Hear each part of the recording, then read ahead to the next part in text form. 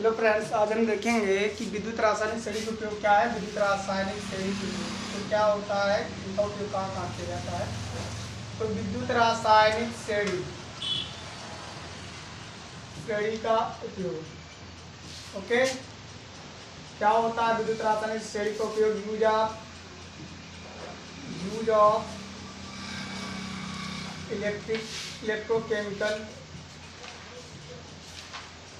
Of electrochemical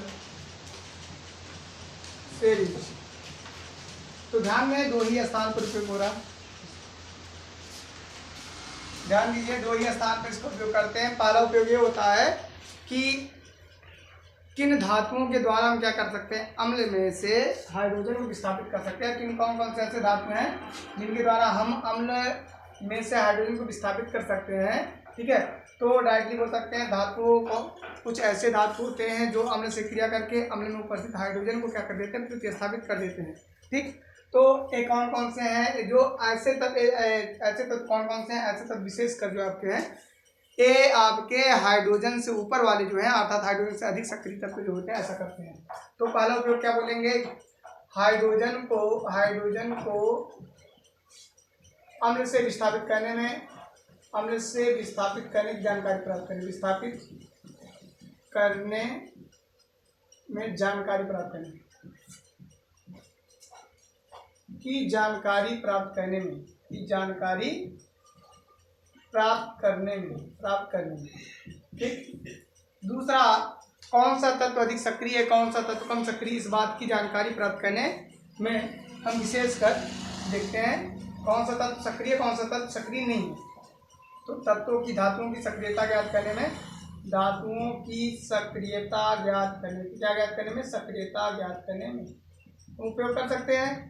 तीसरा point, अगर बात करते हैं कि इसका उपयोग कहाँ कहाँ किया जाए, तो चलिए एग्जाम्पल लेते हैं। जैसे सोडियम या Cl से क्रिया करता है, आपका धातु है, धातु अगर अम्ल से क्रिया कर रहा है तो इसका हाइड्रोजन इसको विस्थापित करेगा कि नहीं करेगा, इस बात की हम तभी जानते हैं क्योंकि सोडियम क्या है, विद्युत रासायनिक श्रेणी में हाइड्रोजन से ऊपर है, इसलिए ये अधिक क्रियाशील और क्या है, कम क्रियाशील, हाइड्रोजन कम क्रियाशील है, इसलिए क्या करेगा, हाइड्रोजन को विस्थापित कर देगा। ध्यान देंगे, यहाँ आ जाएगा NaCl, ठीक है, NaCl H2 लगा दे रहे हैं, तो NaCl प्लस H2 हो जाएगा, NaCl प्लस H2 हो जाएगा। तो ध्यान दें दोस्तों, अगर ऐसा कभी भी होता है कि आपका कोई ऐसा यौगिक है जो कम क्रियाशील धातु से जुड़ा है और आप इसको अधिक क्रियाशील धातु से कराते तो आसानी से कम क्रियाशील वाले धातु को प्रतिस्थापित कर देता है। जैसे एग्जाम्पल लीजिए, कापर, अगर मान लीजिए हम क्रिया कराए, फेरस की क्रिया कापर सल्फेट से कराएंगे तो यह क्रिया संभव हो पाएगी, क्यों होगी या नहीं होगी, इस बात को कैसे जानेंगे कि क्रिया हो रही कि नहीं हो रही। सबसे पहले विद्युत रासायनिक श्रेणी में देखेंगे, सक्रियता श्रेणी में देखेंगे कि कापर क्या फेरस से नीचे है या फेरस से ऊपर है। अगर यह फेरस से नीचे है कापर, तो आसानी से फेरस क्या कर देगा, इसे प्रतिस्थापित कर देगा। अगर नहीं है तो प्रतिस्थापित नहीं कर पाएगा। तो हमें जहाँ तक क्या हमको पता है कि फेरस क्या है, हाइड्रोजन से भी नीचे, इसलिए आसानी से क्या कर देगा, प्रतिस्थापित कर देगा और यहाँ पर बन जाएगा कापर, अलग हो जाएगा। तो इसी प्रकार आप देख सकते हैं, जैसे मैग्नीशियम क्लोराइड अगर रख दिया जाए तो इसकी क्रिया अगर आप सोडियम से कराएंगे तो क्या सोडियम इससे क्रिया कर सकता है कि नहीं कर सकता, क्या सोडियम में Mg को प्रतिस्थापित कर सकता है कि नहीं कर सकता, इस बात की व्याख्या जानना है कि विद्युत रासायनिक श्रेणी में देखेंगे सोडियम अधिक क्रियाशील धातु और मैग्नीशियम कम क्रियाशील धातु, इसलिए आसानी से सोडियम को क्या कर सकता है, अलग कर सकता है।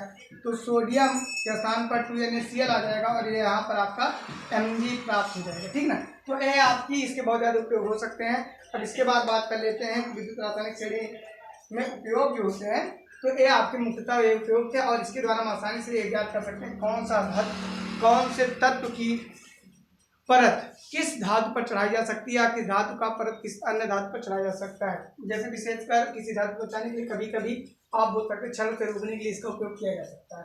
तो विद्युत रासायनिक श्रेणी आपके चैप्टर का एक मोस्ट इंपॉर्टेंट पार्ट है और आपको इस पर विशेष ध्यान रखना चाहिए कि अगर आज आपको याद है तो आप 2 नंबर 3 नंबर आसानी से बोर्ड परीक्षा में प्राप्त कर सकते हैं।